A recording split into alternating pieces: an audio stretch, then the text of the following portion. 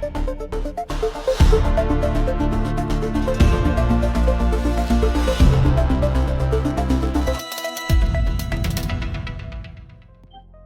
everyone, and today we are going to talk about two companies that seem to have a good potential ahead based on their recent filings. So, the first one is a hospitality player which is scaling its presence in central India with a brand new 54 key resort in Jabalpur under its asset light model. And the second one is a footwear manufacturer which just secured a repeat government order worth Rs 74.9 crores under the PM Vishwakarma Scheme, which is nearly 27% of its FY25 revenue. So basically, both the companies are expanding steadily, one by widening its hospitality footprint and the other one by deepening government-linked growth.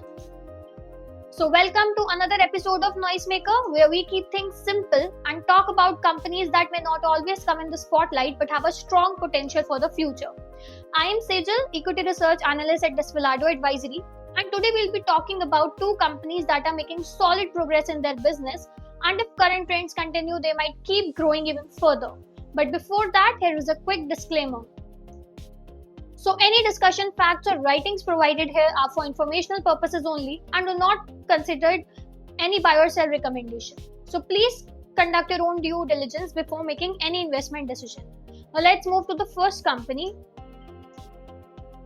Royal Orchid Hotels Ltd, which operates and manages hotels and resorts across India under its Regenta brand. So recently, the company announced signing of 54 key Regenta Resort in Jabalpur, Madhya Pradesh under a management contract with Triumph Devcon Trading Pvt Ltd. Now, this expansion is a part of asset-light strategy where the company is focusing on the management contracts and franchising rather than owning the properties. And the new resort will cater to both leisure and business travelers, enhancing the Royal Orchid's presence in central India. Now, what makes this deal even more interesting and important is that it directly ties into the company's vision of 2030 roadmap, where it aims to triple its hotel count from 115 to 345 properties and cross 22,000 keys by FY30. With 35 plus new hotels already in the pipeline, the Jabalpur signing shows how the company is unlocking the growth in the under-penetrated markets, diversifying its regional presence, and creating incremental revenue streams with minimal capital outlay. So now Mudit will be joining in for more. So Mudit, how do you see this strategy strengthening Royal Orchid's growth momentum? Thanks, Cecil. I think they're signing a textbook example of how an asset-light hospitality model can accelerate expansion while keeping risk low. Instead of sinking the large amounts into the owning properties, Royal Orchid growing through the management contracts, which means basically faster scaling, higher fee-based income, and stronger returns on capital.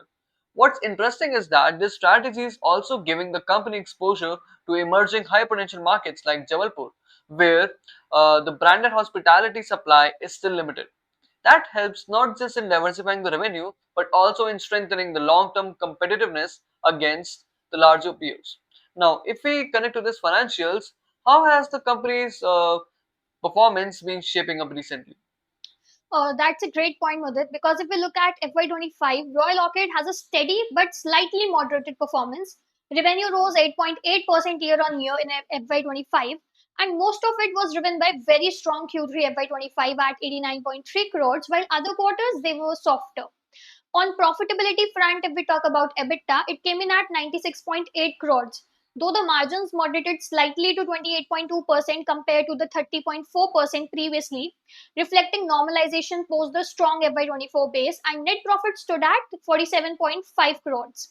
So overall, profitability remains robust and among the best in the sector, but revenue momentum has slowed, and sustaining growth in FY26 after a soft Q1 will be slightly critical. If we look ahead, management has guided for 550 to 600 crores in revenue by FY27, backed by its property pipeline. Margins are also expected to improve meaningfully given the asset light focus and increasing share of management fees. Plus, the company is betting on tech driven solutions, AI led personalizations, and its Regenta Reward loyalty program to drive repeat bookings and strengthen the guest experience. So, Mudar, do you think that this combination of an expanding pipeline, stronger tech adoption, it will help Royal Orchid stay competitive over the next few years? Absolutely, Cecil. When you look at the Royal Orchid strategy, it really rests on like the four strong pillars that can drive its next leg of growth. The asset-light expansion, the strong pipeline visibility, operational and tech leverage, and the regional diversification. Now, if the execution stays on track, the timely openings, the solid occupancy levels, and the continued margin discipline, the Royal Orchid is well positioned to deliver both the growth and the profitability while steadily building its brand presence across India. So, to sum it up, this combination of the strategic expansion, tech-enabled operations, and asset-light focus, it makes Royal Orchid a compelling story to watch in the hospitality space over the coming years. Okay, thanks, Mudit. Now let's move to the second company. So, Lehar Footwears Ltd, which is a mass footwear manufacturer and brand distribution company, recently the company received an additional 74.9 crores order, which makes about 27% of its FY25 revenue from NSIC, that is National Small Industries Corporation Ltd, for supplying 50,000 toolkits under the PM Vishwakarma Scheme to be executed by July 2026. Now, this follows their successful delivery of an earlier order, reinforcing government confidence in their execution capabilities. And management has also highlighted that this is the repeat order, which validates the sustainability and scalability of this new vertical. Now, reflecting this momentum, Lehar reported its highest ever revenue of 277.2 crores in FY25, with the toolkit sales driving 43% of the top line growth. The company also has an outstanding order book of 195 crores with an execution timeline of 6 to 9 months. And on top of that, they plan to launch sports shoes in FY25 to 26 and expand into new product categories under the scheme, leveraging their early mover advantage. And these repeat orders not only provide strong revenue visibility but also diversify the business model beyond footwear, opening the doors to long-term growth and deeper government partnerships. So, Mudit, how do you see these government-linked orders and new product launches impacting Lehar's business model and growth prospects? Right. Uh, so, as per me, I think this is a smart move by Lehar, the company.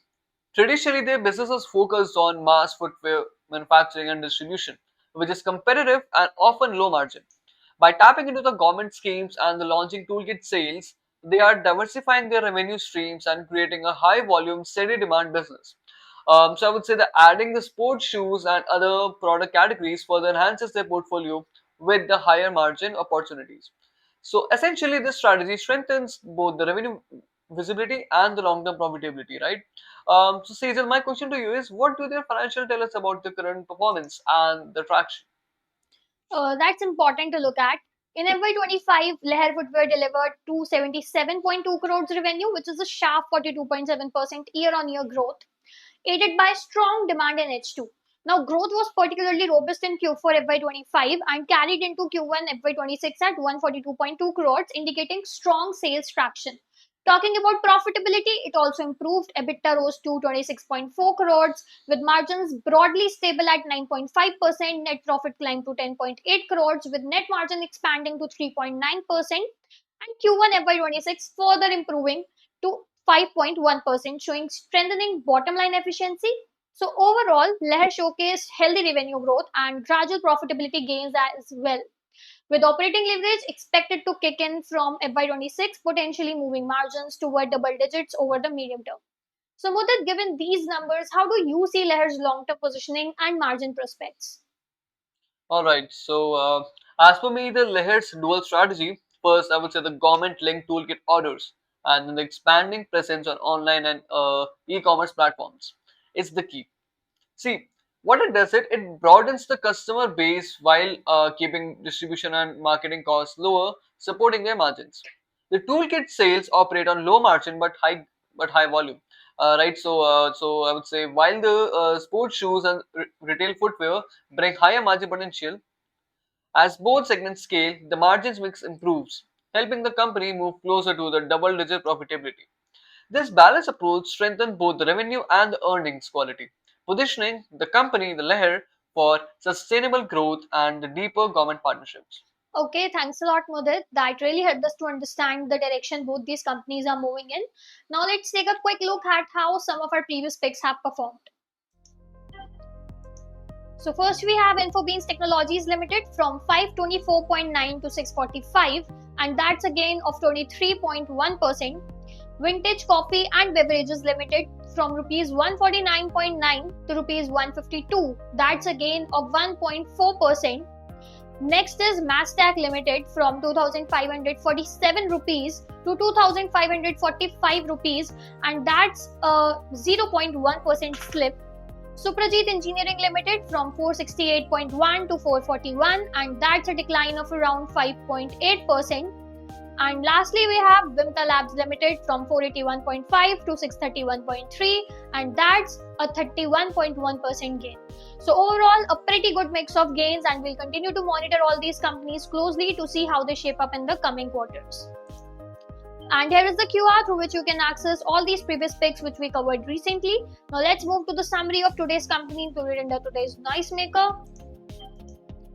Royal Orchid Hotels Limited. The company has signed 54-key Regenta Resort in Jabalpur, Madhya Pradesh under a management contract with Triumph Devcon Trading Pvt Ltd.